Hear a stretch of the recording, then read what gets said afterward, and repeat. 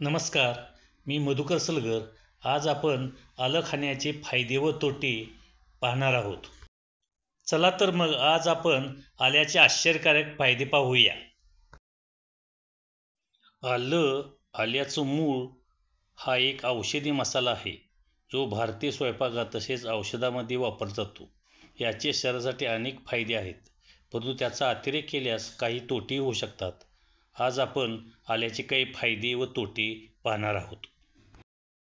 आल्याचा पहिला फायदा पचन सुधारते. आल्यातील घटक पचनतंत्राला चालना देतात आणि अपचन, गॅस व मळमळ कमी करतात. आल्याचा दुसरा फायदा सर्दी आणि खोकल्यासाठी उपयोगी. आलं सर्दी, खोकला आणि घशाच्या संसर्गासाठी प्रभावी आहे. त्याचा काढा घेतल्यास त्वरित आराम मिळतो.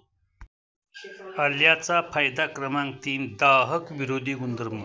सांधेदुखी आणि दाह कमी करण्यासाठी आल्याचा उपयोग होतो. आल्याचा चौथा उपयोग प्रतिरोधक शक्ती वाढवते. आल्यातील अँटीऑक्सिडंट शरीराची रोगप्रतिकारक क्षमता वाढवतात. आल्याचा पाचवा उपयोग रक्त शुद्ध करते.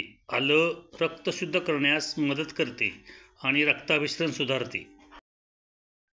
आल्याचा सहावा उपयोग मळमळ आणि उलट्या कमी करते. गर्भवती महिलांमध्ये प्रवासादरम्यान किंवा केमोथेरपीमुळे होणाऱ्या मळमळीवर आलं उपयुक्त आहे. आल्याचा सातवा उपयोग मधुमेहासाठी फायदेशीर. आल्याचे नियमित सेवन रक्तातील साखर नियंत्रित ठेवण्यास मदत करते. आलं खाण्याचे तोटे. पहिला तोटा अतिसेवनामुळे पचनाच्या तक्रारी. खूप आलं खाल्ल्याने पोटदुखी, गॅस किंवा जळजळ होऊ शकते. आलं खाण्याचा दुसरा तोटा रक्तदाब कमी होण्याचा धोका.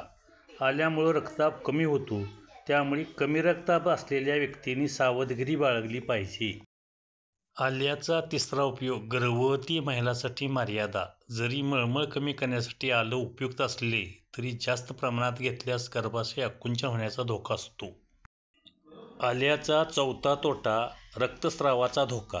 आलं रक्त पातळ करण्याचे काम करते, त्यामुळे शस्त्रक्रिया होणाऱ्या रुग्णांनी किंवा रक्त पातळ करणाऱ्या औषधावर असलेल्या लोकांनी त्याचा अतिरेक करू नये.